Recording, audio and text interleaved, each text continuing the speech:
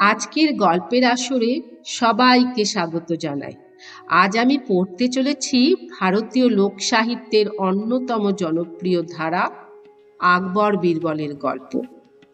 এই গল্পগুলিতে বীরবলের চতুরতা কেবলমাত্র বিনোদনের জন্য নয়, বরং এর প্রতিটি পরতে লুকিয়ে আছে ন্যায় বিচার এবং গভীর এক জীবন দর্শন, যা শতাব্দীর পর শতাব্দী ধরে মানুষকে অনুপ্রাণিত করে আসছে। আমার আজকের প্রথম গল্পটির নাম আকবর ও বীরবলের প্রথম সাক্ষাৎ। অনেক বছর আগেকার কথা।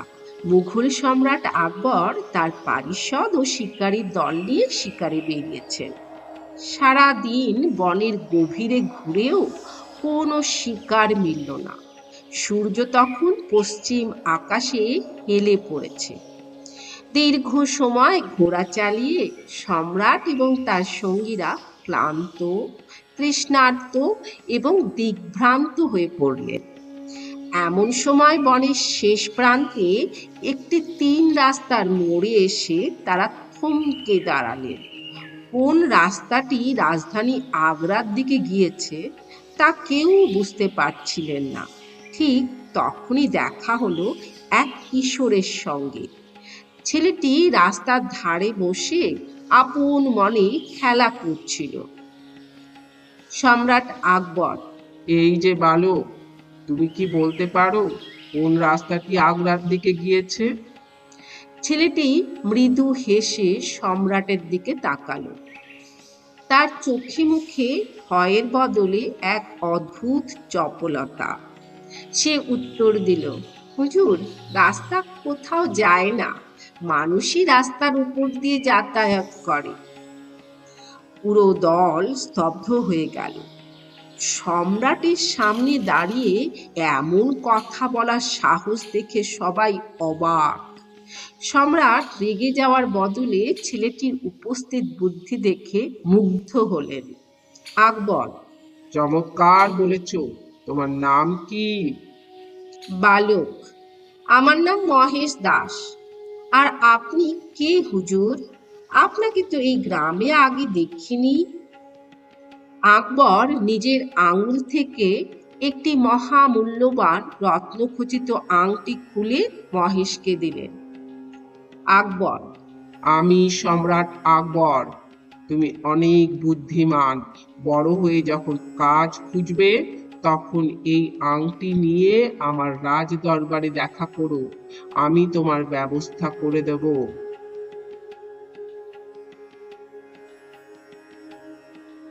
কয়েক বছর কেটে গেছে। মহেশ দাস এখন এক সুঠাম ও বুদ্ধিমান যুবক। তিনি ঠিক করলেন সম্রাটের দেওয়া প্রতিশ্রুতি অনুযায়ী তার সঙ্গে দেখা করবেন। আগ্রার বিশাল রাজদরবারে যখন মহেশ পৌঁছালেন, তখন সেখানে এক বিশেষ সভা চলছিল। সম্রাট আকবর সিংহাসনে বসে তার সভাসদদের একটি প্রশ্ন করছিলেন। সম্রাট আকবর: হে আমার বিজ্ঞ সভাসদগণ, আমি জানতে চাই পৃথিবীর সবচেয়ে সুন্দর ফুল কোনটি? ভেবে চিন্তে উত্তর দেবেন। চারিদিকে গুঞ্জন শুরু হলো।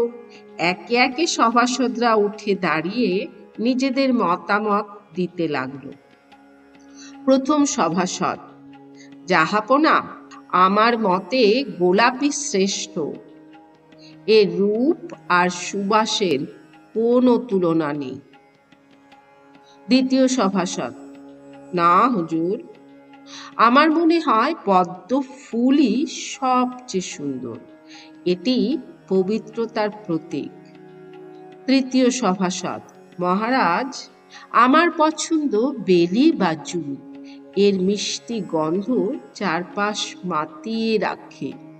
কিন্তু সম্রাট কোনো উত্তরেই খুশি হতে পারছিলেন না।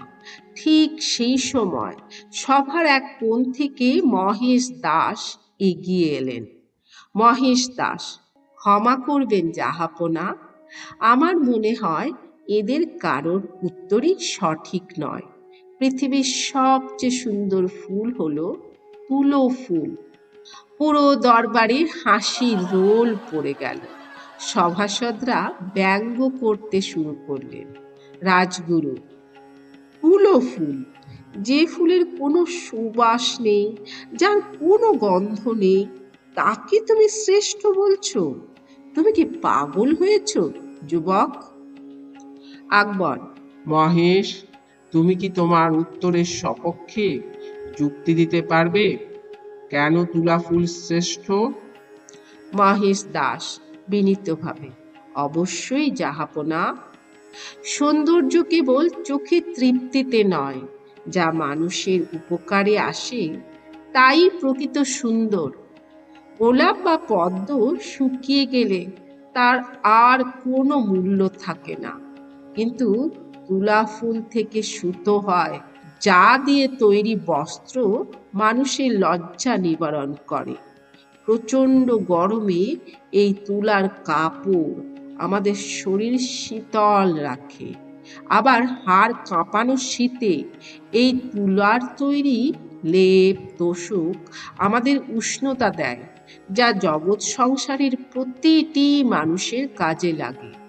তার চেয়ে সুন্দর আর কি হতে পারে? যুবকের অকাট্য যুক্তি শুনে সম্রাট আকবর সিংহাসন থেকে নেমে এলেন।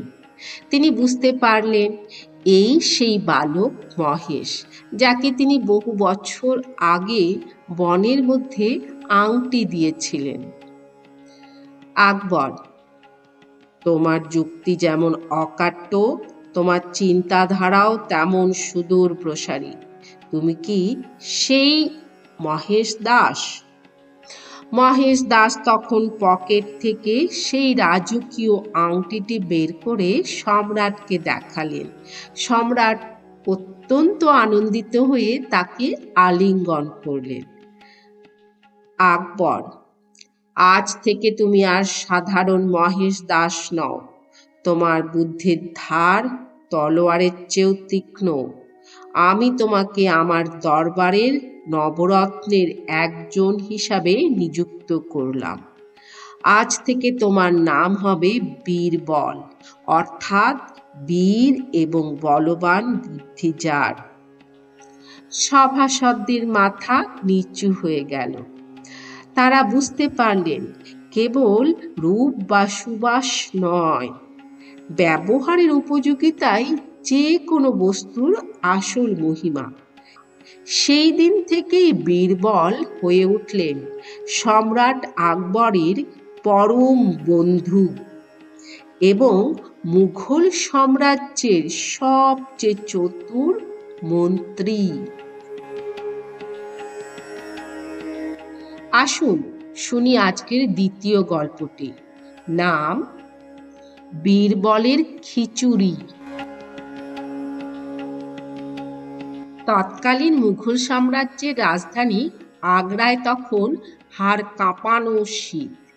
উত্তর দিক থেকে আসা হিমেল হাওয়া তলোয়ারের মতো গায়ে বিঁধছে। যমুনার জল এতটাই শীতল যে স্পর্শ করলেই হাত অবশ হয়ে যায়। এমন এক কুয়াশাচ্ছন্ন সন্ধ্যায় সম্রাট আকবর তার প্রিয় বন্ধু ও উপদেষ্টা বীরবলকে নিয়ে প্রাসাদের অলিন্দে দাঁড়িয়েছিলেন। আকবর: বীরবল, প্রকৃতির কি বিচিত্র রূপ! এই মরণ কামড় দেওয়া শীতে মানুষ লেপের ওমিয়েও কাঁপছে। আমার বিশ্বাস, এই মুহূর্তে যদি কাউকে এই বরফ শীতল যমুনার জলে নামিয়ে দেওয়া হয়, সে এক প্রহরও টিকতে পারবে না। জীবন কি এতটাই সস্তা যে কেউ এই ঝুঁকি নেবে? বীরবল: জাহাপনা, ক্ষুধার জ্বালায় আর অভাবের টানে মানুষের সহ্য ক্ষমতাকে অসীম করে তোলে। আপনি যদি উপযুক্ত পুরস্কারের প্রতিশ্রুতি দেন, তবে দেখবেন এই মরণ শীতেও কেউ না কেউ যমুনার বুকে দাঁড়িয়ে রাত পার করে দেবে। সম্রাট চ্যালেঞ্জ গ্রহণ করলেন। পরদিন পুরো রাজ্যে ঢোল পিটিয়ে ঘোষণা করা হলো, শুনুন, শুনুন, সবাই শুনুন। যে ব্যক্তি সারা রাত যমুনার বুক সমান জলে দাঁড়িয়ে থাকতে পারবে, তাকে সম্রাট নিজে এক থলে স্বর্ণ মুদ্রা উপহার দেবেন। পুরো রাজ্য জুড়ে ঠেরা পেটালেও সাহস করলো কেবল একজন, বৃদ্ধ দরিদ্র এক ধোপা, যার ঘরে দুবেলা অন্ন জোটে না। সে ভাবলো, মরলে তো অভাবের তাড়নায় মরবো, তার চেয়ে একবার চেষ্টা করে দেখি, যদি বেঁচে ফিরি তবে পরিবারের দুঃখ ঘুচবে। সারা রাত সৈন্যেরা পাহারায় রইল। সেই বৃদ্ধ ধোপা থরথর করে কাঁপতে কাঁপতে যমুনার মাঝখানে দাঁড়িয়ে রইল। সে নিজের মনকে স্থির রাখতে দূরে রাজপ্রাসাদের চূড়ায় জ্বলতে থাকা একটি মিটমিটে প্রদীপের শিখার দিকে অপলক দৃষ্টিতে তাকিয়ে রইল। পরদিন সকালে সে যখন জীবিত অবস্থায় তীরে ফিরল, সবাই অবাক। সে অত্যন্ত দুর্বল শরীরে রাজদরবারে গিয়ে কুর্নিশ জানালো। আকবর: অবিশ্বাস্য! এই অসাধ্য সাধন তুমি করলে কিভাবে? তোমার শরীরে কি রক্ত নেই, নাকি তোমার কোনো দৈব ক্ষমতা আছে? ধোপা: হুজুর, আমার কোনো ক্ষমতা নেই। আমি কেবল সারা রাত আপনাদের প্রাসাদের চূড়ায় জ্বলতে থাকা ওই ছোট প্রদীপটির দিকে তাকিয়েছিলাম। ওটাই ছিল আমার একমাত্র অবলম্বন। সম্রাট ভ্রু কুঁচকে পাশে বসে থাকা এক সভাসদের দিকে তাকালেন। সেই সভাসদ বীরবলকে হিংসে করত। সে সুযোগ বুঝে ফোড়ন কাটল। সভাসদ: জাহাপনা, তার মানে এই লোকটা প্রাসাদের আগুনের তাপ নিয়ে সারা রাত নিজেকে গরম রেখেছে। এটা তো সরাসরি প্রতারণা। আকবরও হঠাৎ রেগে গেলেন। তিনি ভাবলেন, প্রদীপের তাপই হয়তো লোকটাকে বাঁচিয়ে রেখেছে। আকবর: তুমি আমাদের ঠকিয়েছ। ওই প্রদীপের তাপ নিয়ে রাত পার করেছ, তাই তুমি কোনো পুরস্কার পাবে না। বিদায় হও। ধোপাটি কাঁদতে কাঁদতে বীরবলের কাছে গিয়ে পায়ে লুটিয়ে পড়ল। বীরবল তাকে অভয় দিলেন। পরদিন সকালে বীরবল দরবারে অনুপস্থিত। দুপুর গড়িয়ে বিকেল হলো, বীরবল এলেন না। সম্রাট চিন্তিত হয়ে দূত পাঠালেন। দূত ফিরে এসে বলল, জাহাপনা, বীরবল মশাই খিচুড়ি নাড়ছেন। তিনি বলেছেন খিচুড়ি রাধা হলেই তিনি দরবারে আসবেন। সন্ধ্যা হয়ে এলো, তবুও বীরবলের দেখা নেই। সম্রাট কৌতূহলী হয়ে তার পারিষদদের নিয়ে নিজেই বীরবলের বাগানে গিয়ে হাজির হলেন। সেখানে গিয়ে যা দেখলেন তাতে সবাই তাজ্জব।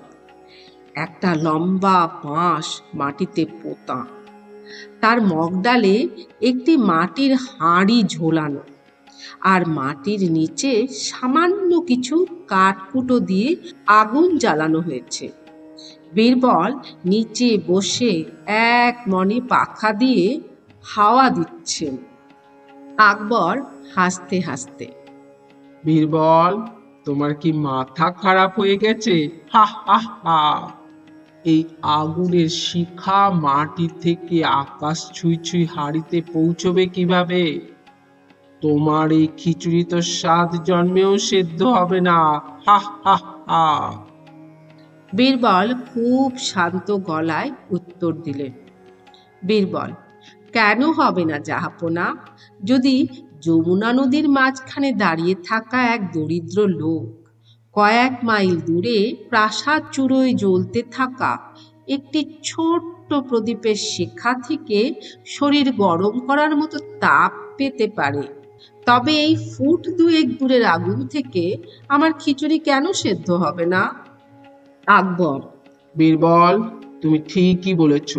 আমি আবেগের বশবর্তী হয়ে ওই গরিব লোকটির প্রতি অবিচার করেছি। সম্রাট তক্ষুনি সেই ধোপাকে রাজপ্রাসাদে ডেকে আনলেন। তাকে কেবল এক থলি স্বর্ণমুদ্রাই নয়, রাজকীয় পোশাক এবং সম্মানে ভূষিত করা হলো। আর সেই ষড়যন্ত্রীকারী সভাসদ লজ্জিত হয়ে মাথা নিচু করে রইল। আকবর ও বীরবলের বন্ধুত্বের ইতিহাসে এই খিচুড়ি রান্নার কাহিনী আজও ন্যায় বিচারের এক অনুপম উদাহরণ হয়ে আছে। সমাপ্ত। এতক্ষণ আমার সঙ্গে থাকার জন্য অজস্র ধন্যবাদ। খুব ভালো থাকুন। দেখা হবে আগামী শ্রুতি গল্পের আসরে।